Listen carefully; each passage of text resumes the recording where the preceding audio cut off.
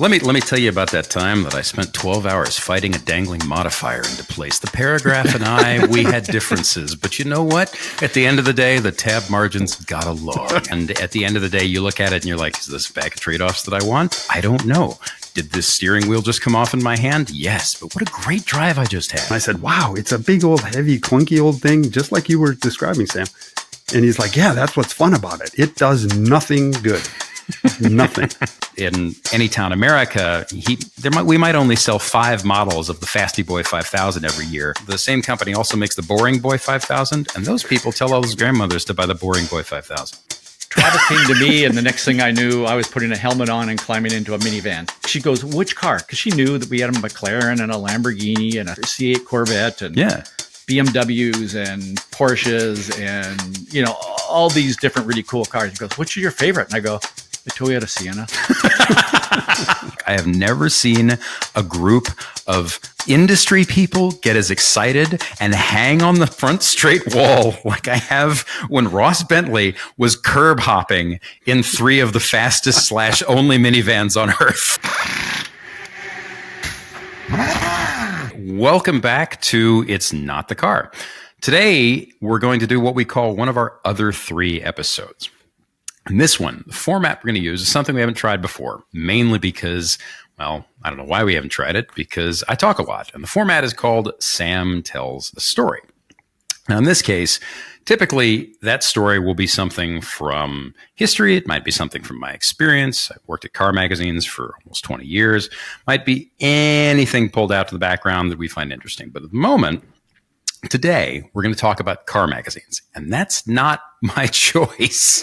That was because Ross and Jeff and Mike, our producer, we were sitting around talking, and they started asking how car magazines work. And for those of you who don't know, I spent the past 20 years as a journalist at various publications. I wrote for Esquire and the New York Times, but I also wrote for Automobile Magazine and Car and Driver. I was on staff at Road and Track for 8 years as an editor-in-large and executive editor, and have been doing this most of my life. It is not really a useful skill, but somehow managed to get paid to show up and, as a friend of mine called it, come up with adjectives for things that make your body hurt.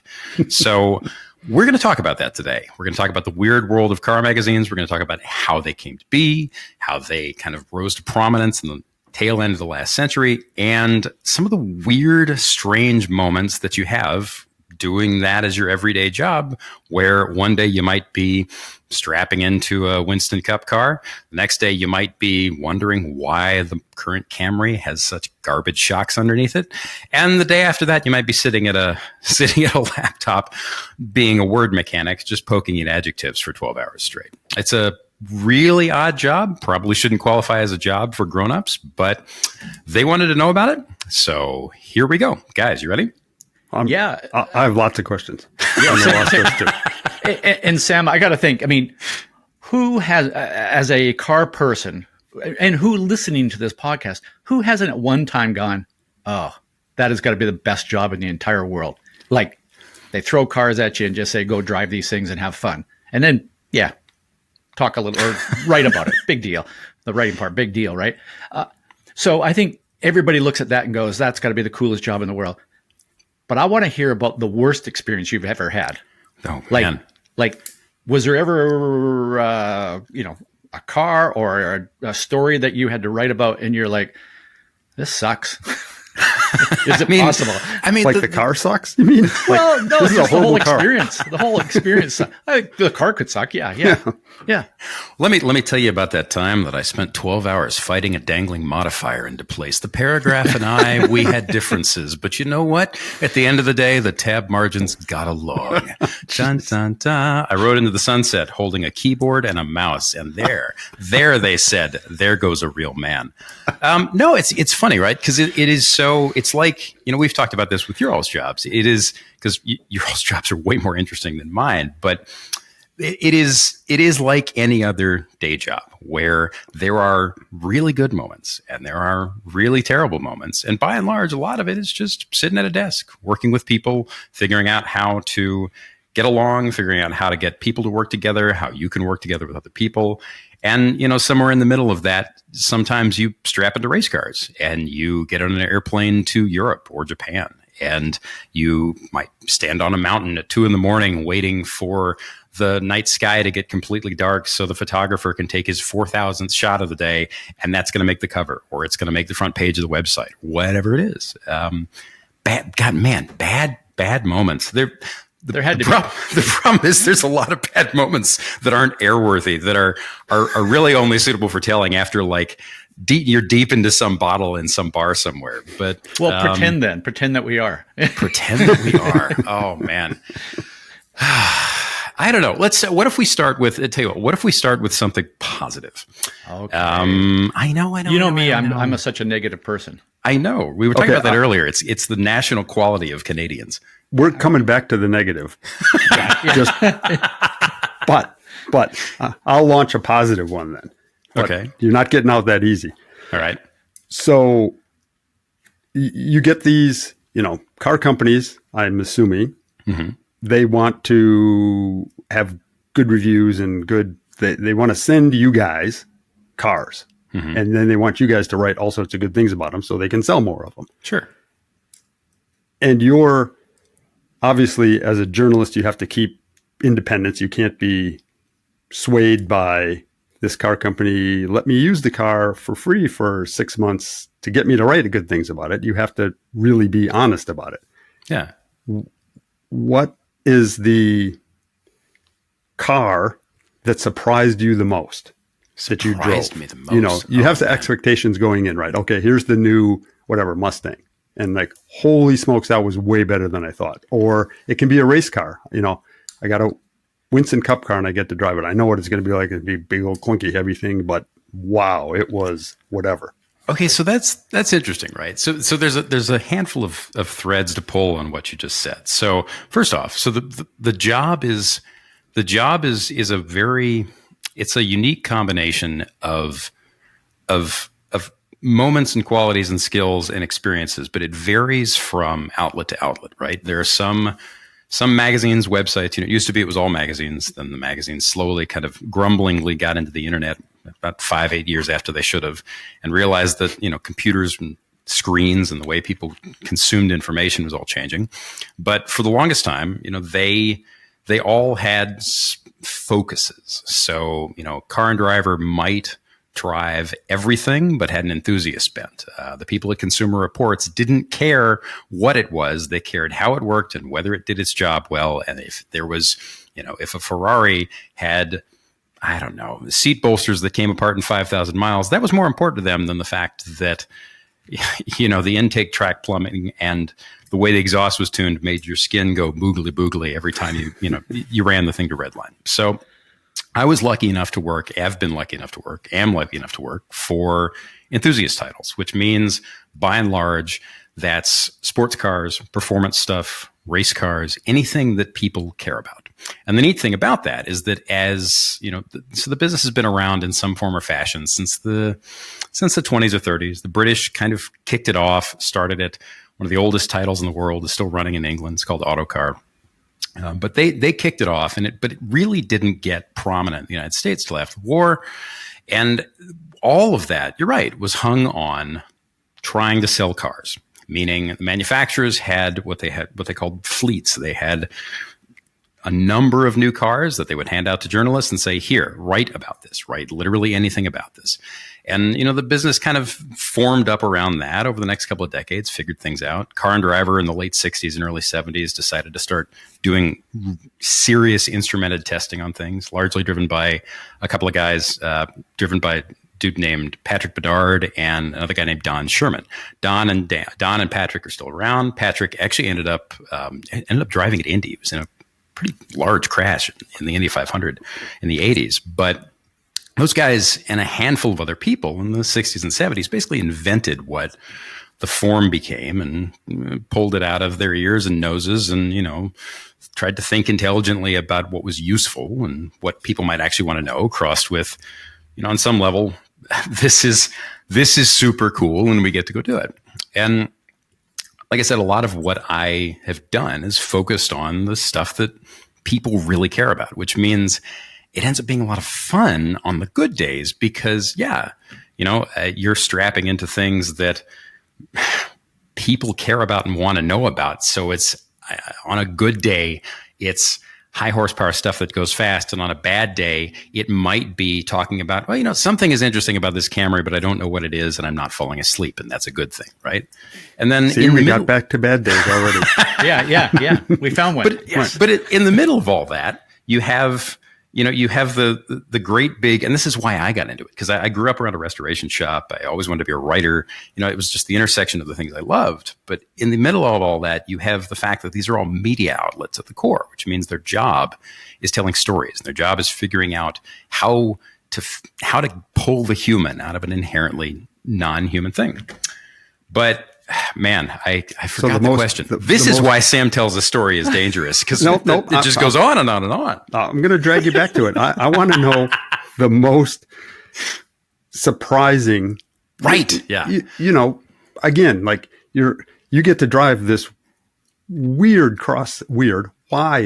cross section of cars, from race cars to a Camry or whatever. What one surprised you the most? And it can surprise you either way. Like, wow, I never expected that. And it doesn't have to be better. It could be worse, or it could be like, I can't believe how the brakes were on that car, or the traction, or the whatever. Okay, so I'll give you three things. Three cars is a way to illustrate that, because the crazy thing about it is that there are no easy answers, but by and large, a lot of the stereotypes are rooted in truth, right? So Italian stuff in general throughout history has been finicky and loud and beautiful and kind of fall apart. And at the end of the day, you look at it and you're like, is this a bag of trade-offs that I want? I don't know. Did this steering wheel just come off in my hand? Yes, but what a great drive I just had. German stuff is generally either really simple and thoughtful and well laid out and durable, or the exact opposite, and they pile a problem on a problem on a problem, and it gets more and more complex. American stuff is generally, aimed at being long-lived and easy to service, except when it's not, and designed for a country that is, the size of the United States. But the three things that I'm going to mention here are the three things that kind of embody stereotypes. And what shocked me, what I thought was so great about it, was just how much they towed into the stereotype, only for the better. Because typically every stereotype is two-sided, right?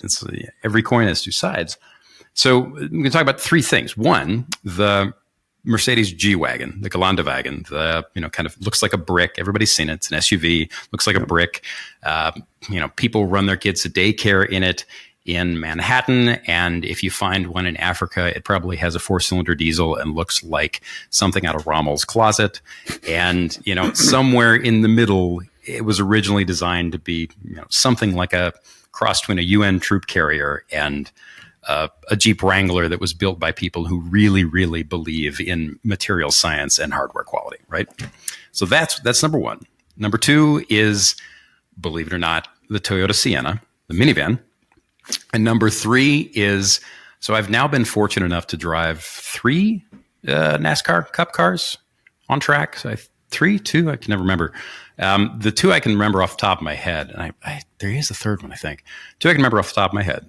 First one was a early 90s Bud Moore Ford Thunderbird. So Bud Moore, being, dating all the way back to the 60s, guy who, his team built the Mustangs that won the Trans Am Championship with Parnelli Jones and George Follmer. But, he's still building Cup cars in the 90s, and it was a road course car that I drove at Road America, I believe 5-6 years ago, something like that. And the other one was a relatively late Toyota from a couple years ago. Yeah, I think it was a couple years ago. Toyota Cup car from a couple years ago that I tried at Atlanta Motorsports Park. But Cup cars, so and that's the everybody know. You guys know this. Readers may not. Listen, readers see magazines. Readers. Boom. He's still in the magazine business. Yeah. Listeners may not know this, but NASCAR recently shifted over from a form of the blueprint it had been using since the dawn of time, when wheels were made of stone and everyone lived in caves, and cars had stick axles and truck arms and giant, basically 4-speed transmissions you could beat a whale to death with. and moved into something like a more modern race car. They have sequential boxes. They have, disc brakes in places that people put them. Oh, I guess they have, let me rephrase that. They have disc brakes that are the right size in places where people put them. Finally, but anyway, one edit big yourself lug while nut. you're writing, right? If this is what Sam tells the story is going to be, we should probably never do it again. And at a bare minimum, I shouldn't have any coffee. We're doing it again. To make Does a anybody get the feeling that he's still avoiding my question? No, Yeah. nope. I'm getting there. Okay. I promise. The So to make a surprise. long story So, short, like, we have wow. those three things. But those are three surprised cars. me the most. Three What- cars that surprised me the most. I'm holding In up what four way? fingers. Like in what way? Right. like- So this is where I'm going with this. I promise. Is it weird that I'm interested in why the minivan surprised them the most? No, And I got to talk about that too. We'll get to that in a minute. Minivans are real interesting, and Ross and I have a special shared moment with Oh, boy. minivans. Oh, boy. But the best part about this is that these three cars highlight what is so interesting about the job. What I love about the job is that the moment you think something is going to go a certain way, and from talking to you guys, something tells me that this is what you love about, part of what you love about what you do for a living as well.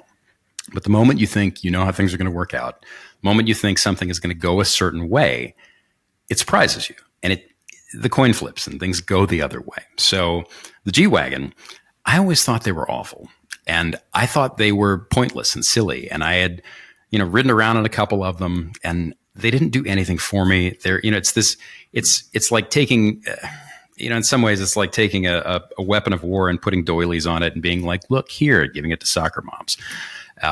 But what it was this nice little hallmark, and the car has changed since. They just updated it, got a whole new platform for the first time in 1,000 years. But at the time, it was a whole bunch of stuff that was left over from the 1970s and early 80s when that platform was new. It was amortized out. They'd been building it the same way forever. Margins were huge on it, but there was so much on it that harked back to when Mercedes built stuff without compromise, right? So the door lock pulls, when you shut the door, the lock pulls would all drop down into the door automatically. And they made this, my friend John Cruson, who used to write for The Onion, called it, he said it was like what was it? It was like a regiment of guys behind you all cocking their automatic weapons at once. Like there's this slack and it would echo through the whole thing. You'd shut the door and the door seals were so tight and the latches were tensioned such that on a brand new one with brand new door seals, nothing had broken in, your ears would pop from the pressure change because it was that tight. And everything about it, from, the way that, things still had a steering box, for Pete's sake, like from the way the axles are set up, from the way the suspension works, from the way the door is shut, from the way some of the controls, like literally share part numbers with stuff used on an early 80s E-Class. It was this reminder that at the core, this was this company that, now they make a lot of things that are really very stupid and built solely for how they look and sold to people who just buy the badge and blah, blah, blah. But at the core, this was the same company that did that. It was the same company that took, we talked on the show about Sterling Moss, the Mille Miglia. It was the same company that built the 300 SLR that he drove across Italy for 1,000 miles. It was the same company that built the supercharged SSKs before the war. And that was this nice little reminder that, these big organizations that seem so impersonal on some level still remember who they are and how they used to do things. Doesn't mean they're going back, but they remember it. So that's number one. Two, we'll get to the minivan in a second because, the minivan's best part. Two was the Cup car. And this was old by Cup car standards, right? So in the early 90s, and you guys can probably talk a lot more about this than I can, but in the early 90s, the quote unquote, it was a science, I shouldn't air quote it, the science of making Cup cars work on a road course was nowhere near as developed as it is now, even as it was toward the end of the live axle era. They, these are big, intentionally heavy, intentionally flawed cars. They use up their brakes early. If you use all of the brake all the time. They use up their tire early if you use all of the tire all the time. Everything about it, everything in it is resource management. Everything that you do with it is thinking about what the car can't do and then trying to work around that. And I thought, I had watched NASCAR before for years, and I enjoyed a large part of it. I didn't enjoy a large part of it. And like some of the guys in the sport are deep heroes, and some of them are big old idiots. And the stereotype of the sport and the way the sport was built always kind of appealed to me. But I was mostly a road racing guy. I really liked watching Cup cars on road courses. But by and large, it was okay. What is it? How great could it be? So we go to Road America, and the car at the time was owned by my friend Colin Comer, who has a bunch of really interesting stuff. And he's one of those dudes who has acquired a pretty decent sized collection. He's been buying and selling cars for years, but he's acquired a decent sized collection of things that he believes should be used. So he has, mid 60s Shelby GT350s that are worth more than my house, and he puts his dogs in them. He has unrestored Cobras that, he'll go out and drive in the rain, things like that. And he brought this thing to Road America, and we happened to the whole story was kind of focused on the fact that there are so many Cup cars built every year, right? I don't know the number, but most teams, what's that? Yeah, I can tell you back in those days. Yeah. When Colin was driving for Roush. Yeah. I'll give you that story. He drove in the Truck Series and it wasn't Busch, I guess it was Nationwide at the time. Okay. Yeah. Oh, Nationwide. Right? Yeah. Nationwide before Xfinity. Yeah. Cool. Yeah. And he drove for Roush for 4 years, I think. 3 or 4 years. Man, I didn't know. Yeah. So anyway, when he was doing the Truck Series, he had 7 trucks assigned to him. In the Nationwide Series, he had 11 cars for the year assigned to him. So each driver had, in the Cup Series, it was 10 to 12 cars per driver per year. Yeah. Because you had to have 2 super speedway cars. You had to have 6 intermediate cars. You had to have 2 road race cars. You had to have 2 short track cars at bare minimum. And they're all different, right? It's not just like... Oh yeah. No. They're because you could put the bodies on them. Yeah. Aerodynamically, the speedway cars would be all cheated up. Yeah. Legal, but cheated up in the wind tunnel to be as low drag as possible. The short track cars would have the bodies formed, still meet the templates, but formed so they would make maximum downforce. The road race cars couldn't be biased weight-wise to the left because they had to go left and right. Right. So a road race car was completely different than a short track car. A Martinsville car was way different than a Bristol car. Yeah. Even though the tracks are about the same size, right, they still had to be different. So they had to build massive amounts of these cars. So you're right. Yeah.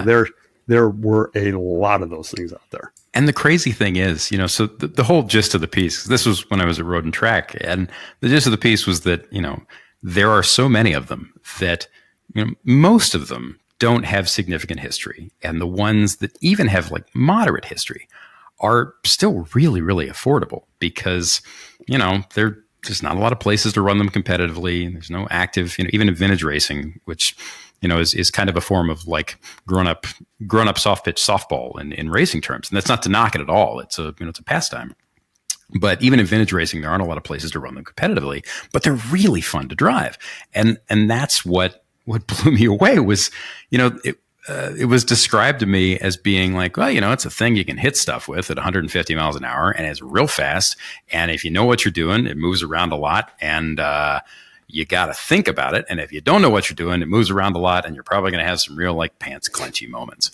And so we trucked the thing out to Road America, and we got actually Boris Said, who for a long time was a road course ring, what they called a road course ringer, one of the guys they'd bring in before most of the series regulars in Cup were really proficient at road courses. Now they all have intense, deep backgrounds that mean that they don't have to do that anymore. But they don't have to bring in outsiders anymore. They just are good at it. But we trucked the thing out there, and Boris was there, and he was talking to me about, how you come off the brakes on the thing, and how you what you can and can't use up, and how when and where the thing will start to burn through the tire and when it'll burn through the brake and what kind of, how much curb and when it works. And, the thing has a locker in the back. And if you don't do the exact right thing with the locker, the car won't turn. It'll wheel hop. Yeah. And it was just this wonderful little, like, I plugged into the thing and we're going around and it makes this unholy, mother of God noise that's just pumped into your spleen. And it's really, really quick for what it is. And it has really good traction and it has no grip. And, you can drive it loose and be stupid with it. And then it goes away. And then you have to wait for things to come back and maybe they don't come back. And it was this eye-opening. I always thought they were interesting, but I never could see a world where it was like, a friend of mine described it as like, he's like, that's not a Sam Smith car. I'm like, I don't know, man. Sam Smith just like rad shit. And it turns out it's just rad. It turns out that you don't want to assume, right? Ever. I can't imagine, now that you said that, I can't imagine, what that must have been like for you, because that makes sense. I mean, even Colin, when he had a lot of road racing experience, right? And he went to, I've thought about the times. And Jeff, can I interrupt? Yeah. A lot of road racing experience at 17 years old. Right. Okay. Right. So just to be, and yes, a lot of road racing experience. Right. But he was 17. 17, right. Well, he did the nationwide race. Yeah. Did he like it? In the road course at Road America. Oh, cool. And he drove Canada, Montreal, the road course there and all the ovals, of course. But the road course thing, Mexico City, I mean, he put it on the pole at Mexico City and nearly won that race, had a pit stop violation. But anyway, he liked driving that car there. And I said, wow, it's a big old heavy clunky old thing, just like you were describing, Sam. And he's like, yeah, that's what's fun about it. It does nothing good. Nothing. It has these little 10-inch wide tires and it's got 700 horsepower and it's got virtually no downforce and it has the brakes. I remember, did you find this, Sam? I said to Colin, Road America, I said, so where do you brake for turn one with this thing? It's a big old heavy thing. Where do you brake? And we were standing in the pits and he kind of looked out and he goes, well, you see the brake markers, Dad, 1, 2, 3, 4, and the 5 brake marker? And I said, yeah. He goes, well, if there was a 7, that's where I would brake. Yeah, because you go into it and like the modern car that I drove, the big difference between the Bud Moore car, the 90s car, and the Toyota, which was a couple years old when I tried it, or maybe it was current when I tried it and is now 3 years old, was in how well the front worked, how well they'd calmed the back down, and in how the brakes stayed under it. Yeah. Like, and that's like, they didn't work by modern standards, by modern race car standards or by modern road car standards. Like, you can rip around all day long in a GT3 RS 911 and, do max, 10 out of 10 stops over and over and over. And the pads will stay in it. Fluid stays in it. The rotors don't pack up their hats and say goodbye. But it was, yeah, you'd tow into it at like, I think the first time I hit it, it was like the equivalent of a 5 marker if there had been a 5 marker. And like it started slowing and then, the pedal kept going and then the car, slowed a little less. And then I was like, oh, there's the corner.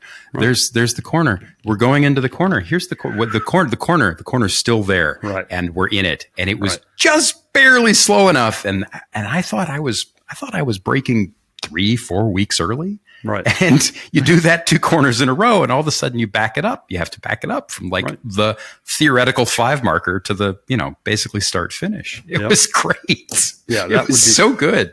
Have you ever driven one, Ross?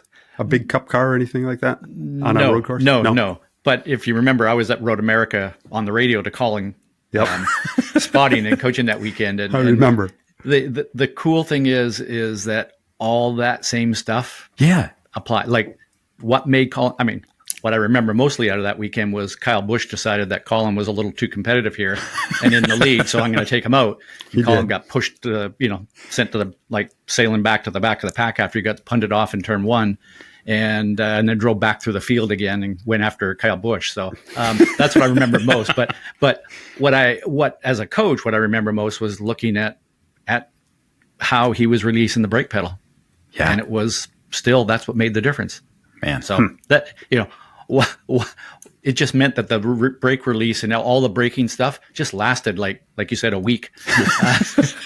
Yeah. But it was they had these giant fans. You talk about the brakes. Yeah. They had these giant, they're bilge pump fans, basically. It's an electric fan, and they put them in, they would have the ducts in the front. They would have 3 4-inch hoses running from each one of those ducts to each caliper with fans in there that they ran wide open just to try to make the brakes last more than a couple laps. Yeah. And it was, and this is a car that, I don't know what a current Cup car does into braking for turn 1 at Road America, but well into triple digits. And it was, it's 170, 60, 70. Yeah. And it's, I don't know, that combined with the fact that these things that you think should be a giant pain in the rear, the locker, you have to come out of it, at least in the 2 cars I drove. You had to come out of it and then wait for the nose to set as you turned it. But there was a moment in between when you came out of it before the diff would unlock and the car wouldn't turn, and then it would. And then you had to wait until the thing was set and pointed and deep in the corner for picking it up. And if you picked it up at the right time, if the tires were up, would kind of move a little in a good way. But if the tires were coming off, there were 1,000 things you had to think about. But when you got it right, it was just like this big atomic sofa thing that you felt right. great about having poked the bear the right way. It was great. I remember Ross working with Colin on that exact same thing, Sam. Yeah. And Carl Edwards, who was Colin's teammate, couldn't understand how Colin could go that deep and not get what they call wheel hop. Yeah, so that big which is stick spooky. axle that you talk about. Yeah. If you do the brakes wrong, and I don't know, Ross can explain exactly what's wrong about it, but the rear axle would basically, the wheels are going like this. The rear axle would basically just start hopping up and down on the springs, and the tires would come off the ground. Bunny rabbit going into turn 1. Yeah. And so wheel hop was a real thing. And Carl Edwards, they went testing a lot because Colin was a road racer. So when Roush would go testing to VIR, the other Cup drivers, Kenseth and Carl Edwards and those guys, Biffle, would all get coached by Colin, which seemed kind of weird, but that's cool, he was quicker than them. Man, that's so cool. So, and Carl could never figure out how Colin could do that. And I don't know either, but it was Ross has always been a huge guy working on brake application, but more importantly, brake release. And I think it must have been in that brake release how he could keep it from locking up. I don't know. There was, and I got to think that Colin's sensitivity from all those years in a go-kart. Oh, I believe just it. Made his, well, that's why he is what he is today. It's the magic that Colin does is that sensitivity with the brake pedal. And just that point, it was like, oh, we might get some hops. I'm just going to release. But where most drivers would release 10 pounds of pressure off the pedal, Colin would reduce the brake pedal pressure 3.7 pounds, just enough. Right. Yeah. Yeah, and nowadays they don't have that because they have a regular independent rear suspension with an X-Track gearbox in the back, and it's basically a front engine Trans Am car. Yeah, it was interesting, right? Because you talk about Colin's basically really intelligent left foot.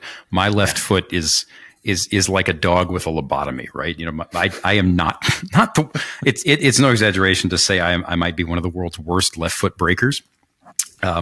But the first time out, I went into it, and you're right. Like that whole when the axle starts to hop, because the Cup car, the Bud Moore car had the clutch pedal was on the other side of the steering column. You couldn't actually heel and toe it, like it didn't, and you clearly you didn't use the clutch on downshift, so it was just lift off, let the dogs release, pop it out, bang bang, and then blip it. But as your left foot braking with it, and I got the timing wrong I think going into 5 the first time, and was braking way early for it because I didn't want to do anything stupid.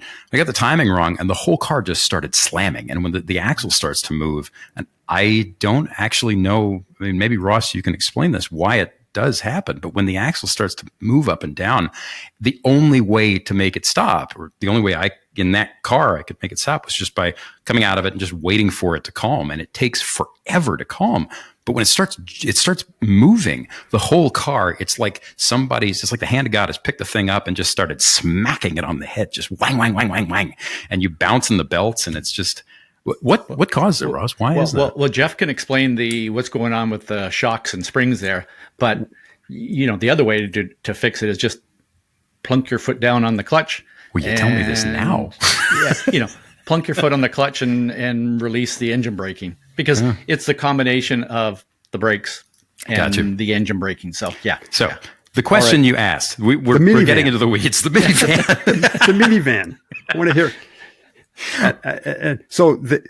So you're at Road and Track, and somebody they're going to send a Enthusiast magazine a minivan to test. Well, the crazy thing about how all this works is that any magazine there are two ways that the magazines get cars. The big ones have what they call fleets, where, like Car and Driver at any given point has somewhere between 8 and, on a thick week, they might have 15 or 20 cars parked in the lot out front. There's a big dry erase board in the back with everybody's name on it, and the dates that the cars come in and go out. And those things are all, like Car and Driver, for example, goes through, and they test literally everything on the market. They do instrumented testing and numbers. And they measure the cubic square inch millimeter microns of luggage space, everything they pull apart. And then they'll run it out to the proving grounds and do the whole battery of numbers and pull all the test numbers from it and all the data. And then somebody at some point will write a review, and then the consumer kind of end of things will put together the buyer's guide online and yada, yada, yada. But that happens with everything that comes in at some magazines, like Car and Driver or Motor Trend. And on the other end, you have some place like Road and Track, which, when I was there, this has changed a little because it's the structure of the place is a little different. But, when I was there for many years, we'd have that same board, but things would show up as needed, meaning there was a constant rotation of stuff from the fleet distributors. Every car manufacturer has marketing and media fleets, and they hand them out to their series of companies around the country that handle these things and distribute these things. Let me interrupt and ask a question. Well, just one interesting thing. Do they send a guy? Do the company send a guy with the car to make sure you're not jacking it up and doing stupid stuff with it? No, but manufacturers will send cars. So, like anytime we tested a Ferrari for a long time, they would send. A guy named British journalist named Chris Harris famously wrote a pretty big piece, got a lot of traffic on Jalopnik, I think about 10 years ago. He was on Top Gear UK for several years, but got his start working for magazines like Evo and Autocar. And, he took great big issue with this, because that's the thing. There are bits and pieces of the business that don't make any sense, that nobody likes, that you can't get around. It's just kind of the way things have been done. And some companies, like Ferrari, for example, anytime we track tested one of their cars and pulled numbers out of it, meaning if there was some published performance number, a lap time, a braking number, anything, they would always send ringers, and we would fight this. And, you could go back and forth. And like if you pulled a car from a private customer, or pulled something out of a museum, whatever it was, they might get hinky, and then they wouldn't talk to you for a year, and you'd have to drink a bunch of espresso, and everyone would apologize and forget. But we would track test things, and they would send minders, they would send stacks of tires where you'd look at the compound and it said, this is a Pirelli that was road use, has a DOT code on it, has a bunch full tread, except when I put my fingernail into it, I can carve out pieces of the rubber, and the sidewalls seem made of unobtainium, and the whole thing weighs 2 pounds. Right. But man, we had a 488 one year that smelled so stanky rich in the lot that we called them to make sure something was wrong. And they're like, no, it's fine. This is and we drove it and had a lot of boost in it. And I later drove a customer car, something actually sold to real people. And I was like, this is not as strong as that was. And naturally, there are 1,000 edge cases, but by and large, the cars get shipped without a minder.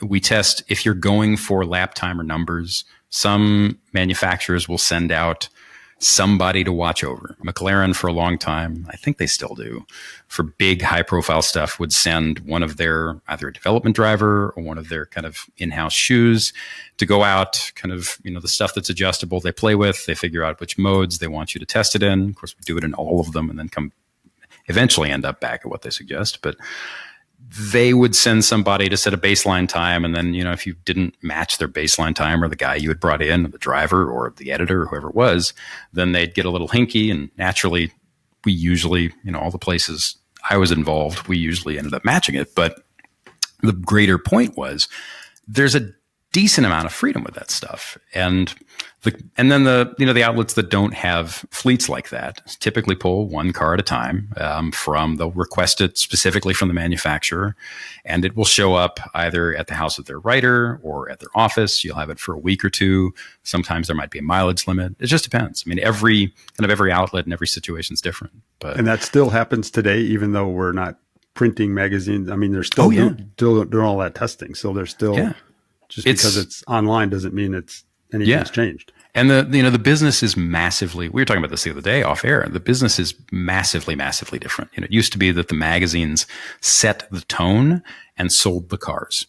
And then they stopped having a direct influence on the market, and they still had a decent enough audience that the advertisements were valuable and they set the tone. They were, it was like, well, it's a good thing that so-and-so at magazine X likes this because so-and-so, in Anytown America, we might only sell 5 models of the Fasty Boy 5000 every year, but the 5 people who buy them then tell 500 other people to buy, the same company also makes the Boring Boy 5000, and those people tell all those grandmothers to buy the Boring Boy 5000. So it's changed, but it's still the same. I mean, the audiences are still sizable, but they just don't mean what they meant in the market anymore.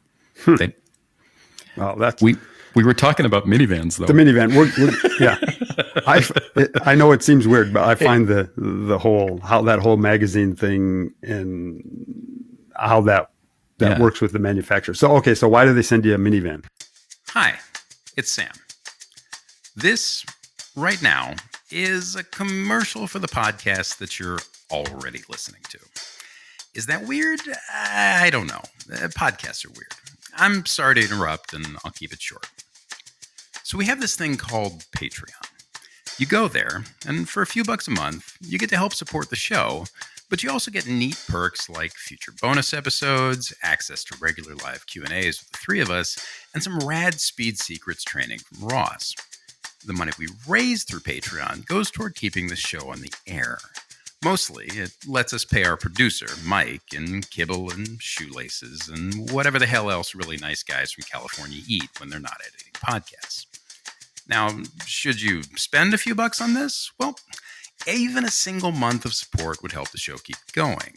But we're not the boss of you, and that's okay. We're just glad you're listening, Join at patreon.com/notthecar. Back to the show. So that's the thing. They don't, I mean, it depends on what you ask for. Car and Driver tests everything. They get everything from minivans to McLarens. At R&T, we would occasionally have, and at a lot of other enthusiast outlets, you would occasionally have need. It's like, well, if you have to buy a minivan, which one? Or we'd be shooting something somewhere and it would be like, well, we don't have a production vehicle in that location. And we would kindly call Honda or Toyota and ask for a minivan that we would use as a support vehicle. Because it would be someplace where we couldn't rent something, or we would use it and it would be reviewed and end up on the site or in the magazine. And it was always, they were always adjacent, and so you end up having a pretty good feel for everything in the market just because that stuff is there. But the story that we're, oh man, I'm so glad I'm so glad this is a Sam Ross moment, because the story that I love about minivans. This actually, I mentioned the Toyota Sienna specifically because Ross was involved with R&T for a bit while I was there. And that's actually how I got to know him. That's how we ended up kind of going back and forth over writing and cars and driving and thinking. And R&T does this test called Performance Car of the Year, where every year they pull request, ask for, cadge, borrow from private citizens, whatever it is, the most tip of the spear enthusiast cars on the market. And that could be, some years it's a Miata and a McLaren and the new hot Mustang. Some years it's nothing but really expensive iron. It just depends on what's out there. The whole point being not which is fastest or which does the, pokes you in the spleen thing the most, but which takes the job that it's designed to do and does the best version of that job. And this was several years ago. We were at Thunderhill in California, Northern California, a couple hours north of San Francisco. And we had enough cars there and we had enough staff that we needed a decent amount of support vehicles.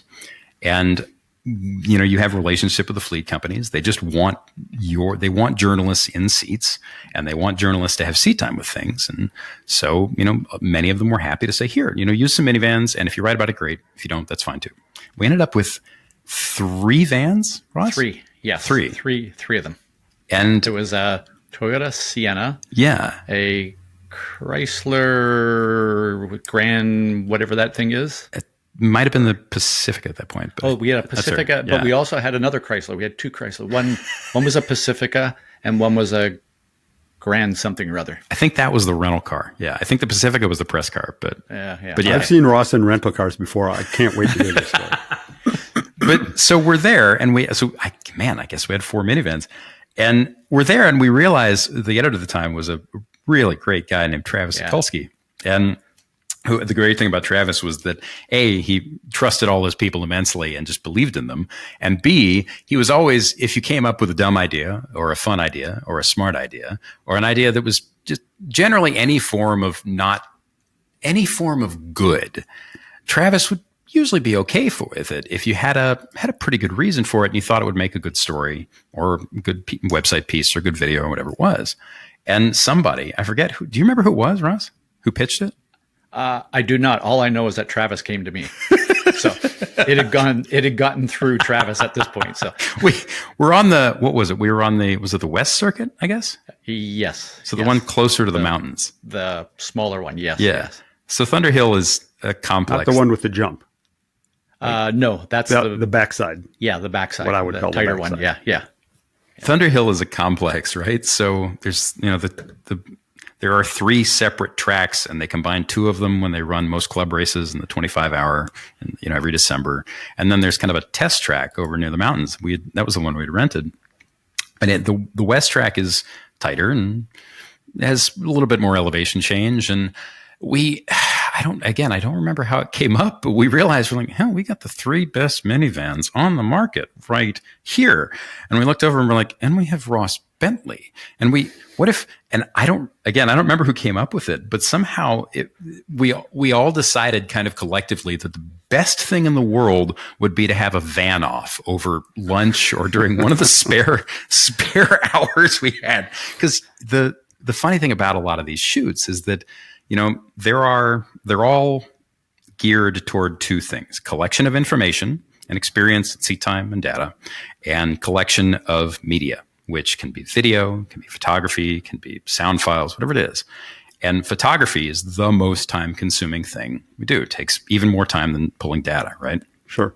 And so you spend a lot of time where like the track might be cold, and often corner 1 and corner 5 and corner 7, we have 3 static shoots going. Or, it might be that you're in the middle of the afternoon, the sun's high and nasty, the cars only have so much tire and brake left on them, and you have to use them for job A, job B, and job C later, and then this video, and then that thing that happens later. So they need to sit for a bit, and you wait for the good light, and also you're not going to everybody's got enough seat time, you've got all the data you need, you got the, all of your assets are okay. So you might spend an hour or 2 sitting there where everybody's taking notes, typing, writing, sitting in the, in the little building that's side of the track, whatever it is. And this was one of those dead moments. And so we sent Ross out to do hot laps in the 3 vans and find out not just which was fastest, but which was the most enthusiast oriented, which one. And so this was totally was critical. ad-libbed. You didn't show up planning to test these vans. You just did it on your own. No, God, no. And it was... Travis came to me, and the next thing I knew, I was putting a helmet on and climbing into a minivan. And there were people with stopwatches.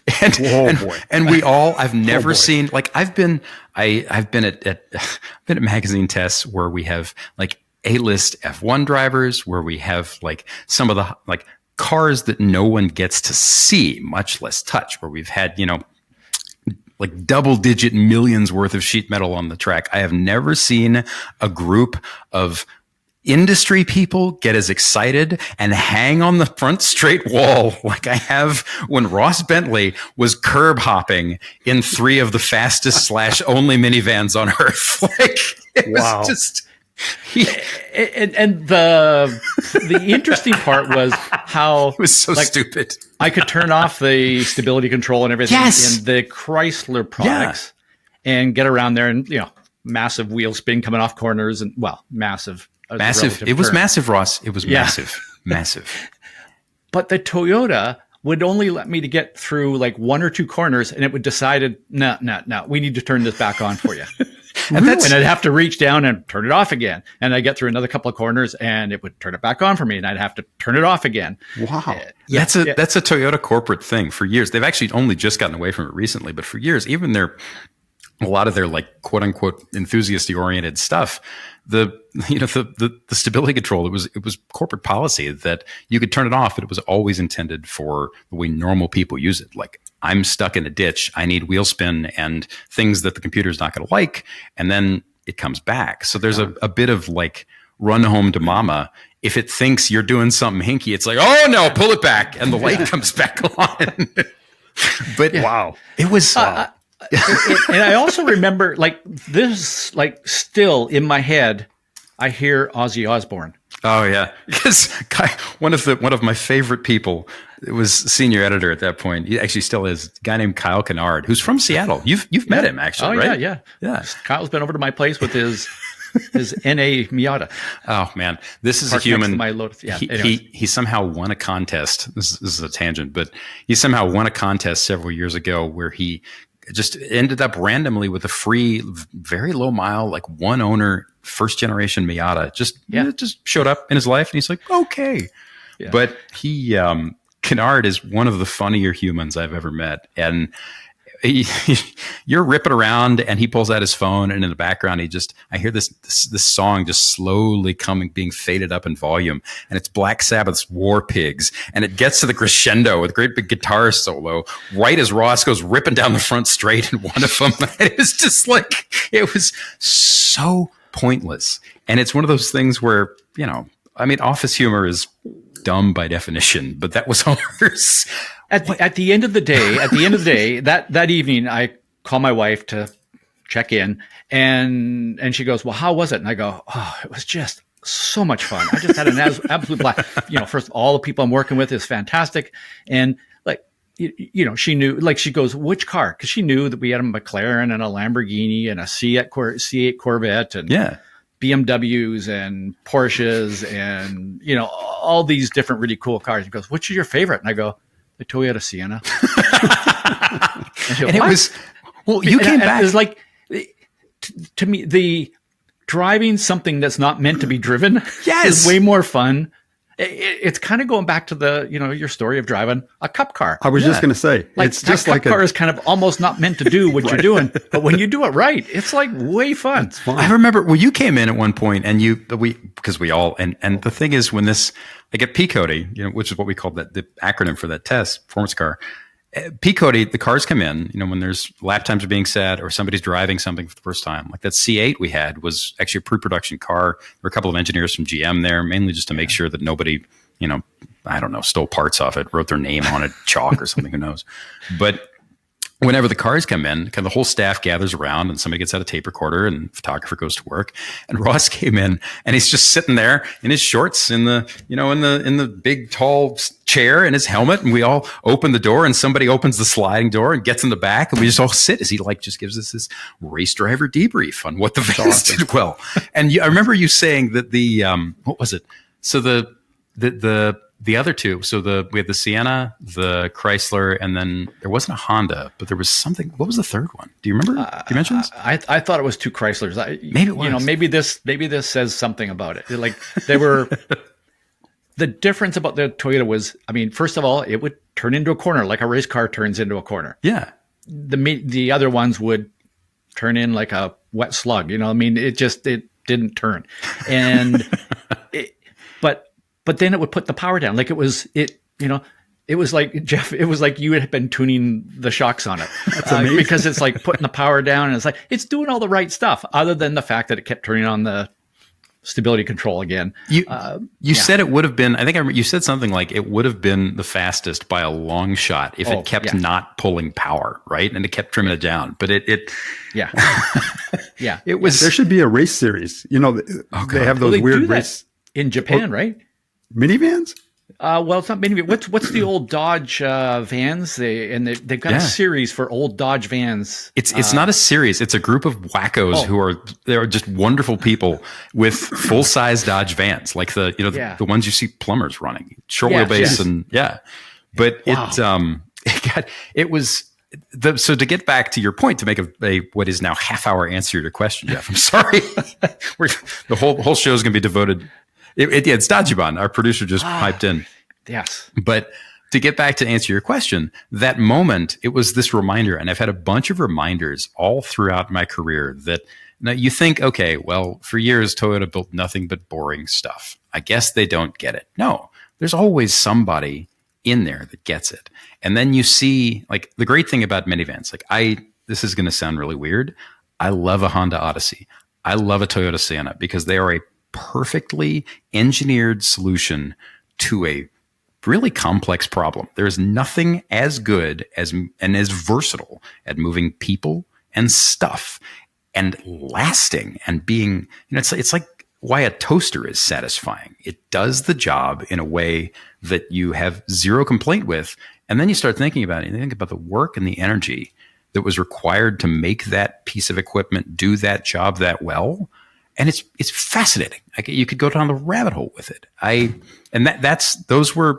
It wasn't surprising so much because I knew that the Sienna was a good vehicle. The Chryslers are good for a price.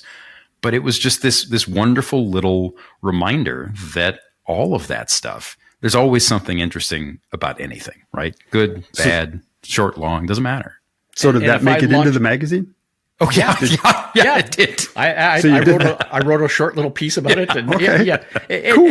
And, what I remember is, when I launched these cars over the curbs, because that's what you do, right? Yeah. You've got to use more curb if you're driving a minivan than if you're driving anything else. As you launch these things over the curb, the Toyota would land better.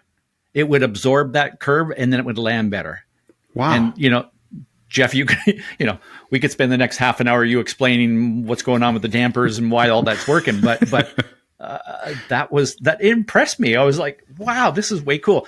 But I think, when Jeff, you talk about rental cars, and I think about the number of times I've been at a track and race drivers get into rental cars and drive off, and silly things happen. And I think it's that doing something that you're not supposed to do. Right. And I'm not talking necessarily about the drivers, what could be the case, but some of these cars do things that you don't expect them to do. And I think that's the cool thing. And you're for me as a driver, it's like, oh, I can do this and I can make the car do that, even though the car wasn't designed to do that specifically. Right. Yeah. That's what makes it fun. And that's what I loved about the job. It was just a constant series of discoveries, right? It's interesting, but that was a long answer. I'm sorry. So I kind of want to go back to something, Jeff, you touched on, I think, a little bit earlier, but Sam, were you ever pressured by a manufacturer? Or was there somebody, an editor or somebody that says, hey, Sam, be nice to this one? Because they'll pull our advertising. They won't advertise if you don't give it a good write-up. I mean, I've never personally seen that. I've written negative reviews. I've not quite trashed things, but I was always for the longest time, the editorial departments were kept separate from that. That was always the job of the publisher and the editor-in-chief to keep that stuff out of the hands of writers. It happened. I know we had ads pulled because of stuff I wrote. I know we had I mean, and this goes back to the very beginning. You know, in the 60s and 50s, it was very much a pay for play situation. It was gross. There have been good eras and bad eras, but by and large, you know, it's everybody involved. You know, you get the impression, you listen to some people and you think, wow, they're all on the take. And you listen to other people talk about the business and you think, everybody here is basically just Woodward and Bernstein with, you know, shock absorbers. And it's not, the reality of it all is that it's a compromised system that's symbiotic in a lot of ways. And everybody has needs and wants. All the journalists want is to tell some version, for the most part. There are a lot of people that are in it for the gravy train and the cars and 1,000 other things. But all the journalists who care want is to tell some version of the story that is real. And by some, I mean like 99.9%, 99999, as much as they possibly can. 100% if you can happen.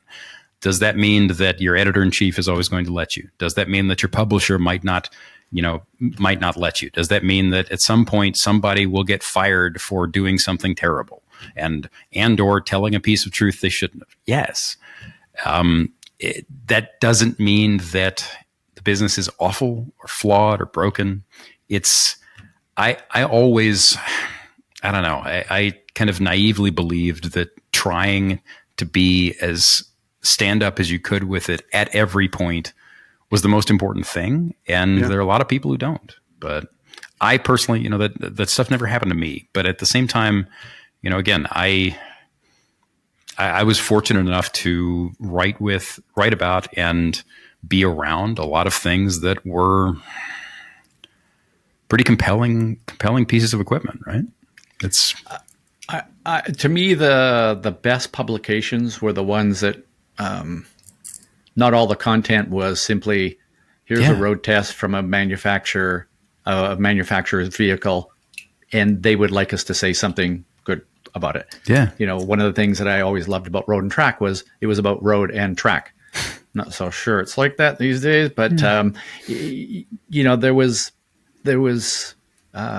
stories about stuff that happened on the track, and it could be, you know, could be as silly as a minivan, or it could be Alonso's McLaren F1 car, or it could be, you know, a NASCAR Cup car, whatever, or it could be something about a track day car. I mean, there was that enthusiast part of it, and there was also, I don't know, through the years, I've seen varying quality of writers. I mean, one of the things that I've always respected about you is, you know, I often, you know, I get an email from you and I just go, words. Like, where does Sam come up with these words that in that order? And you just go, oh, that's magic. Yeah. So, I mean, it's, oh, sorry, Jeff. Go ahead. No, I got a question that it's another question. I'm curious about this stuff because I know nothing about it. Well, I guess, I mean, that was always, and has been, you know, that's what I care about. I care about it's not just, oh my God, I'm going to say it again. We say it once every episode. It's not the car, right? The car is never the point. And as terrible as it is to sit here and say the title of our podcast, the point was always what the car does for us and what it does for the culture and what it makes you feel and think and how it changes. Because it's never the machine. It's always what gets done with it. You know, a race car is the same. And it's just in the sense that it is a piece of potential. It is a piece of unresolved drama. And the moment you dump it into the world does things with it. And those things aren't always predictable. And, you know, but I mean, I was also like, am, you know, I am equal parts media nerd, writing nerd, magazine nerd. Like I could just as soon sit down and do my best to dissect the lap behavior of something as dive. You know, I love profiles and deep stories about culture and how we work and think as people. And yet at the same time, like if you said, Sam, go write 5,000 words on how Porsche's active diff works, I'd be like, can I have 6? Because I just love the dork part of it. You know, I love. Okay. So that, go ahead, Ross. Jeff, can I finish on this? Yep. Because it's, I do some driver training with a manufacturer's R&D engineers. Yeah. And there's a good chunk of them that are true car people. Yeah. And every now and then you meet one of them that I don't think they care whether they're engineering a car or a refrigerator. Like, that's not what. So, and Sam, you kind of touched on this, but what percentage of you is a writer and what percentage of you is a car enthusiast? Like if somebody said, okay, Sam, we want you to go and write for, I don't know, Home and Garden, write about home decorations and building a garden in your yard. But you would still get to form your words the way you do. And you form your words the way Colin releases the brakes. It's magic, right? That's flattering. So, Thank you. So how much of that versus would you just go, no, I'm not doing that? I mean, or would you go, I'm just a car person and I happen to write? Let me, so how much, and I think I know the question to this, but I'll answer your question with a question. How much of you is a racer and how much of you is a person who teaches? And if you had to go teach people something, would you rather do that than anything else? So that has changed in my life. Same. There was a point where I was a pure racer. Yeah. And today I love helping people perform better. So whether it's driving or, I've helped people in other sports and in business and things like that. So I get that, but is that the same for you? So I'm curious about Jeff, right? So Jeff, if somebody said engineer anything, with Ross, would you? What Ross just said. Yeah. The job I've done, I've race engineered for years and years and years, which is the nuts and bolts of make the car go faster. I've had the most fun the last 2, 3, 4 years being not necessarily the race engineer, but kind of like, I guess the official name is kind of like competition director, where you're doing anything you can to teach the guys how to do it better, or to work with the guys and girls to figure out how to do it better. That can be pit stops. That can be how we load the trailer. That can be how we put the tent up, where, all the procedures and things like that, teaching. And that's been more. I think that's the natural arc of any life where, this is, I'm not trying to psychoanalyze all three of us, but I think that's a natural arc of any life where you're a curious person who likes learning and growing and doing different things. I got into this because I absolutely adored cars, and writing was the only thing that I was halfway not terrible at and didn't hate. And then as the years went by, each of them became equally important. And then it turned out that I loved different parts of each chunk for different reasons. And it's, the answer to your question, Ross, I think is yes. It's just, am I a car person or a media person or a writer? Yes. If I could write about trees tomorrow and it was that, or, cleaning out sink traps, I'd probably go write about trees. Cause I love storytelling and why we do things we do, Yeah. Okay. I get it. I have a question. Maybe, I don't know if it's the last question. Yeah. But where does this go, Sam? Here's my concern. You write stories about cars and for enthusiasts or people that like cars and all of that. You and a lot of other people do that. And you particularly do it very well. What I'm worried about is I see a lot of kids nowadays. They're 15 years old. They don't want a driver's license. They turn 16. I don't need one. I'll just take an Uber. I don't care about cars. It's not interesting to me. It's, cars, enthusiasts, where does this go? Do you see it declining? Are people still interested in picking up road and track, automobile, car and driver, reading about the new car that just came out? Or is that declining? And if it is declining, how do we change that, or should we change that? I don't know if any of us are equipped to talk about or to kind of take a flying surmise at how that stuff trends. I do know that, nothing stays the same forever. And, print media does not mean what it is or mean what it used to. Car magazines don't mean what they used to 10 years ago. 10 years ago, they didn't mean what they did 10 years before that. I'm not so much concerned or worried about any of it because we are, if it is going in a direction where, category A and topic B are no longer of interest, well, people are curious and people have, no one person is easily defined by any one thing. There will always be something similar to fill that in. Is car culture changing? Yes. Is it dying? I don't know. I mean, it's coming in different places. You look at the audiences on YouTube for some of the streamers, you look at some of the podcasts that do really well. There are millions upon millions of people who care about this stuff. Drive to Survive is a perfect example. You don't have to be a car person to be into certain things in the space. Yeah. And I guess it's, I come at it from a place of optimism. I mean, if the per word rate for somebody doing my job is a fraction of what it was 10 years ago. And before that, it was a fraction of what it was 10 years before that. In the 80s, I mean, I mentioned Patrick Bedard earlier.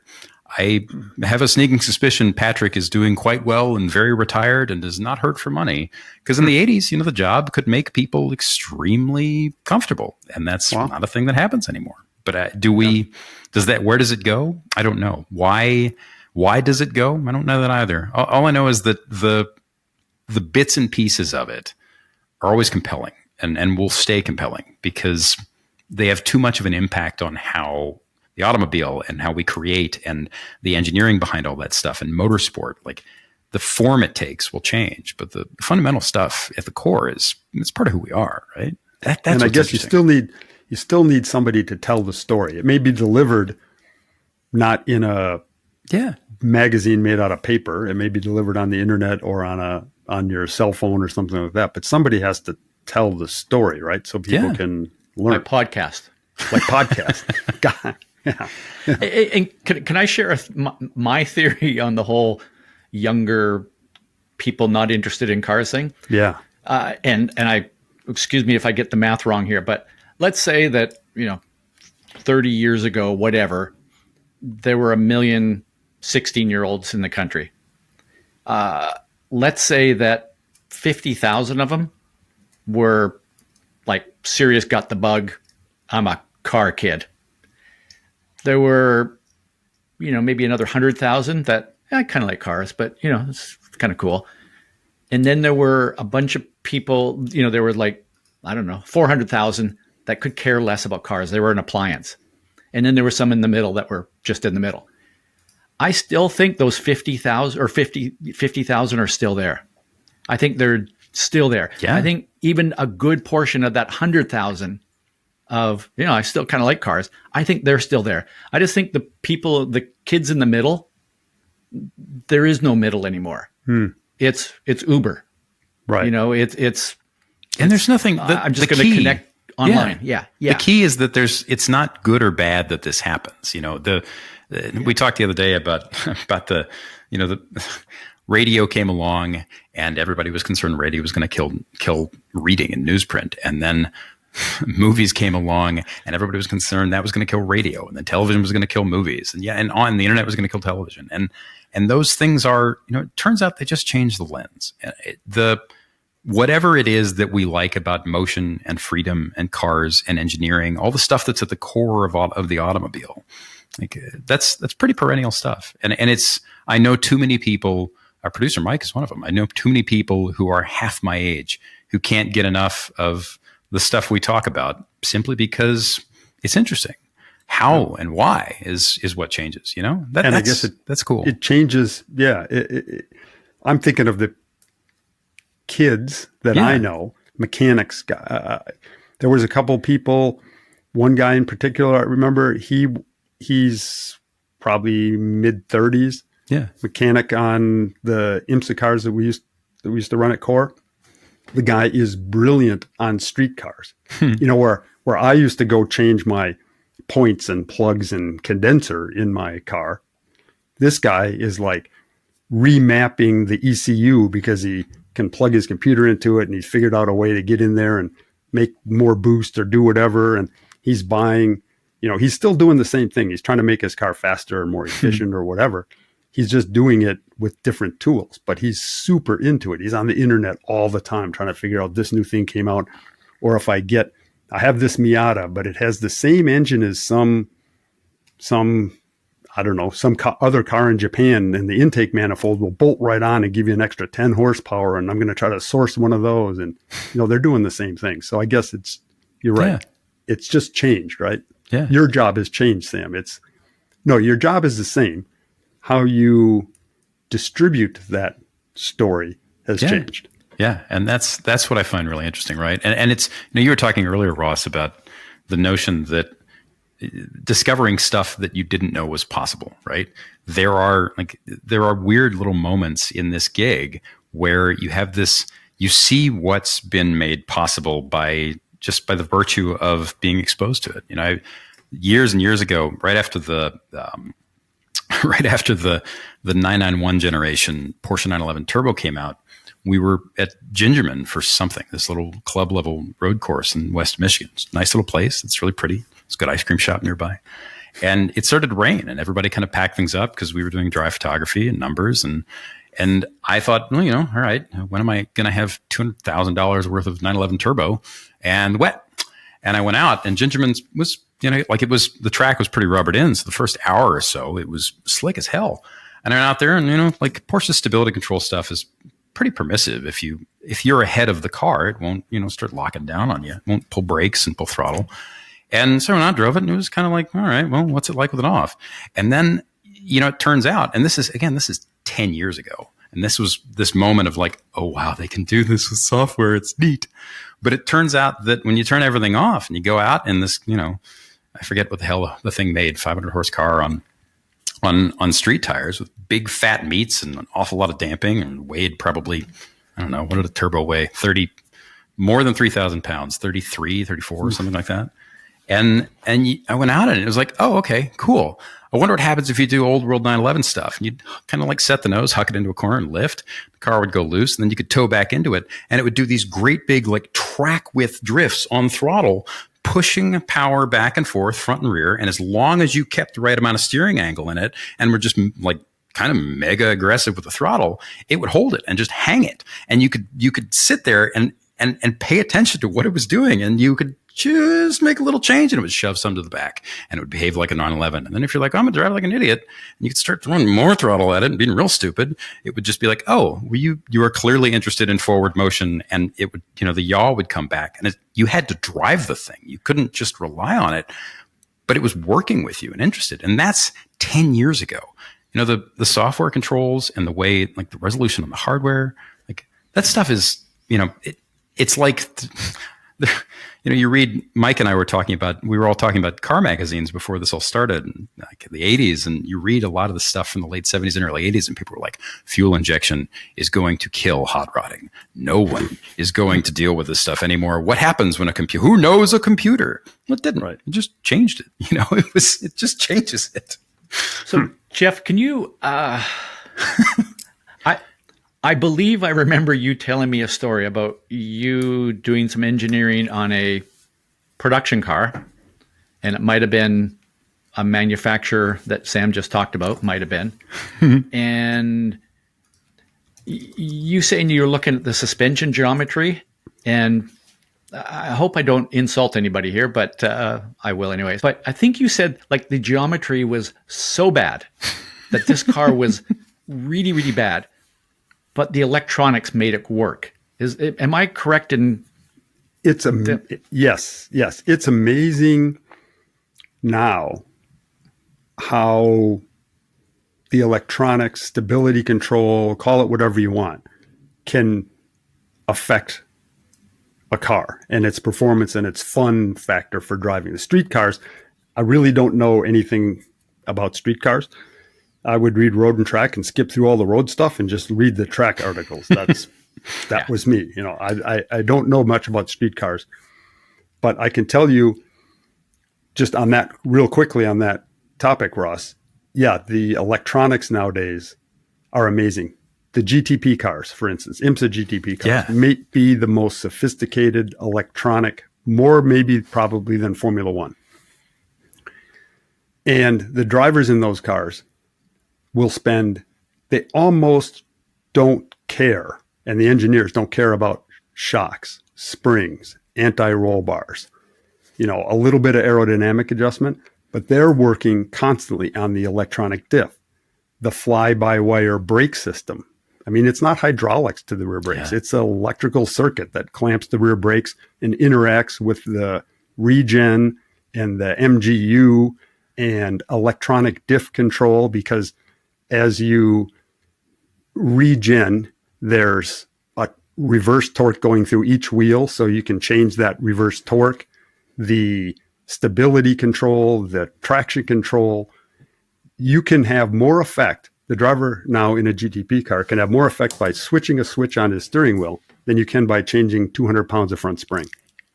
And that's how, I mean, that's road cars these days in a nutshell. And the odd thing is, they're not limited by a rules package. So, 20 years ago, it was, well, what can we do with stability control and an oil pump changing diff lock in the back, right? Moving preloading clutches and pulling clutch preload in and out. And it quickly became, 10 years ago, there were diffs that could actively rob torque from one wheel and shuttle it to the other on decel without making the car feel any different. But now, and it's a byproduct of the way the business has gone and the regulations have gone. So everything's gotten heavier and heavier and heavier. But most 10 years ago, everybody was whinging because performance cars weighed 3,500 pounds. Now they weigh 4,500 pounds and have sidewalls that might be an inch tall. And the wheel and tire package on these things way more than I do. And the only way they can control any of that and make it ride well and make it, be halfway nimble, at least, with internal combustion stuff, it's all in rear wheel steering, and it's in torque vectoring, and it's in every last bit, the intelligence that's been packed in the resolution and the response time. It's been packed into active dampers. And, ever since the whole car industry moved toward, well, everything here on some level is going to have to be automated. And we ended up with, electronic power steering systems where there, in some cases is only a fail-safe mechanical connection between the steering rack and the steering wheel. And it's not actually telling you anything unless there's something going wrong, because a servo is doing everything. It's every last bit of the way these systems work is incredibly, massively complicated. And, then you think, okay, well, cool. All right. We have 4,500 pound SUVs that I guess can outrun a 90s Ferrari, and who cares, because it doesn't feel good. And you're like, on the one hand, that's the bummer. On the other hand, it's, those same controls let them, the things they can do with an electric motor at each corner of the car in terms of vectoring and pivoting and making stuff, behave in ways that, on corner entry, coming off the brakes and like breaking individual wheels, priming shocks in a way that like you can have, the last generation of high performance GM stuff with Magnarine in it, with the magnetoreological shocks, they would, under hard braking, they'd be, firing a bunch of rebound at one corner and a bunch of preload at the other. And then the moment you come off the brakes and roll onto the throttle, it would swap, and the whole car would be actively changing the damping to set it up and roll in and treat the tire halfway decently, so that this, 5,000 pound Cadillac can lap VIR and, at the pace of a stock car from 30 years ago. And some of it's remarkable. And it's like anything else. It's, saying that any of it is good or bad. It's all nuanced. The answer is way more complex than that, right? It's just different. Yeah. So Sam, purely with your writer hat on now. Yeah. One of the things that for whatever reason, I appreciated reading Road and Track primarily as a kid. There were certain writers that just had a way with words. Oh man. Yeah. And, that went through the period of Peter Egan. Who doesn't love Peter Egan's writing, right? And, and then guys like you and Jack Baruch comes along, and others, who know how to put words together. And now it's at a point where, it used to be, I think you had to be a really good writer because there were just like 3 magazines. There wasn't a lot of room for a lot of writers. Yeah. So you had to be really good. Not only did you need to know about the cars and the driving and all that kind of stuff, but you need to be a good writer. Now there's like 2,700 different outlets on the internet. Anybody can be an automotive journalist now. And so many of them, they'll write a story for a penny a word, right? Yeah. But they got the manufacturer to give them a car for a week. Yeah. Whoa, this is like a good gig. So there's a lot of that kind of stuff going on. And I think, if there's somebody who wants to be an automotive journalist on here, I'm hoping you're going to go, you still got to learn how to write. And in taking that to an extreme of all the electronics and all those damper changes, all that stuff going on, is Chat GPT just going to change all that, I don't know. I mean, the writing is an interesting thing because it used to be that was just something you had to learn. Bedard, we mentioned Bedard.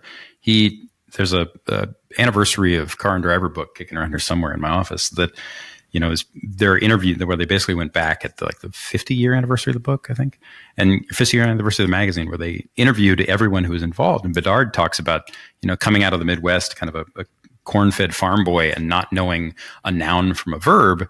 And he just liked the subject matter. He was an engineer. And, he talks about the staff kind of beating into his head the notion that this was the only way to communicate. And, none of them were going to be movie stars or on national television anytime soon. This was what they made. So the words were important. And it was important that you communicate clearly.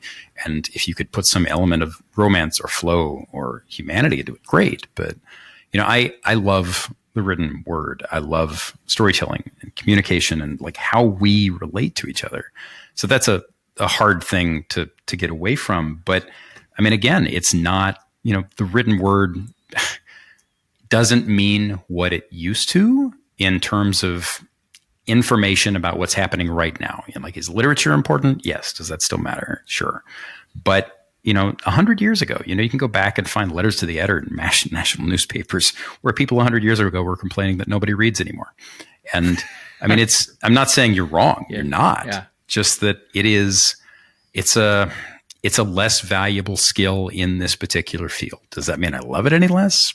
No. I mean, are there people on YouTube who are very talented, who can't string a sentence together, who have an audience 10,000 times the size of you and me and every single one of the people we know put together? Yeah. And mazel tov. I mean, I like this stuff. Is it the only thing I like? No, but I do wonder if there's no incentive to do it and to get better at it. What will make people want to do it? But that's also like, is it going to rain tomorrow? I don't know. So, but it's still like you guys have just talked about putting words together. Yeah. Lots of people can do that, but can they tell a story? Yeah. And I go back to, I've always thought this was a pretty good quote, and I'll get it slightly wrong, but it was from Bob Iger, the past president of Disney and now back again, current president of Disney. And he said he was talking about the success of movies and TV shows and the content that Disney makes. And he said, it's all about telling great stories. Yep.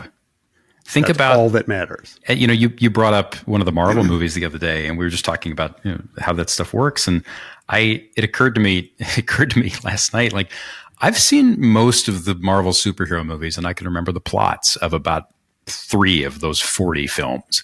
Mm-hmm. And that doesn't mean they weren't entertaining. It just means that, whatever was in there went in one ear and out the other. And the stuff that sticks with us is always hung on that.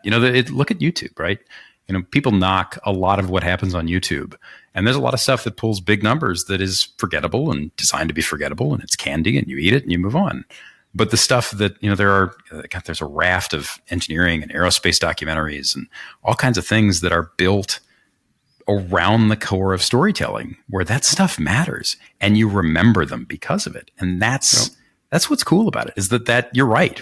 I mean, that core framework, it's never going to stop mattering because that's how we relate to each other. But I guess that's, we talked, the subject was, what about writing for magazines and being a writer and what you do, Sam? And it's, the cool thing about it is, I guess we've kind of determined that hasn't changed in the core since the car was invented and the first article was written about it. Yeah. But still got to tell the story. I mean, it's like, I think you or Ross, we were talking about a while ago, we were talking about drivers and how they relate. It's people who can drive a car fast are a dime a dozen, and people who can work with an engineer and get better, and a coach and get better, and communicate that stuff, and are good on TV and have a personality and are a relatable athlete you want to root for. Like, those are the rare people. Ross mentioned Alonso the last time we taped, and so I was looking at headlines this morning. Somebody pointed out that it's been 17 years since he won a championship, and the guy is still, he's still worth talking about. And there's a reason.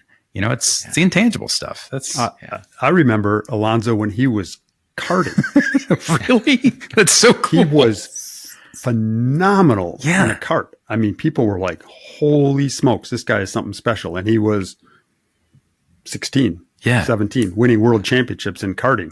Yeah. And not much has changed. I don't know. It's car magazines are such a weird construct, and we may look back on it 100 years from now and go, that was a thing that existed for a minute. Or maybe, maybe whatever it is just gets morphed into some form of coverage or something else. But either way, I just love the fact that it's a chance to ask questions, right? Yeah. But yeah. It's all the magazine was a distribution medium. Yeah. Yeah. And that's going to change. Yeah. Totally. I guess at one time there was a chisel and a hammer and a stone or something. And now it's the internet or social media or whatever. So yeah, that's cool. It's the stories are still there. People still want to hear the stories. It's just how they consume them is changing. Yeah. So, like I said, it looks like you're going to still have a job for a long time. As long as you want to. Well, I mean, that's assuming I don't wrap a Yugo around a tree 4 times a year or anything. I mean, I could still screw it up, Jeff. Don't worry. I'll find a way. But on that note, we should probably, we've been doing this an hour and a half. We should probably wrap this. Thanks for asking, guys. This has been really fun. It was. I learned a lot. It will go on my tombstone. I taught Jeff Brown something I never expected to be able to say. I'm just deeply disappointed I wasn't there for the minivan thing. I think we could make it faster. Yeah. I'm sure if you could have tuned a couple of things, we would have got even quicker. Yeah. Right. Well, next time. So there's a minivan. Hey, let's all go do that. Yeah. Let's do a minivan someplace. It's Not the Car podcast in a minivan. I'm free that day. I'll be there. Put it in my veins. Or we could start a new podcast. It's Not the Minivan. But maybe it is. A man, a van, a plan, a podcast. On that note, this has been Sam. What do we call this? Sam Rambles Forever. Sam tells a story. Tells a story. A version of It's Not the Car. We'll see you next time. Thanks, guys.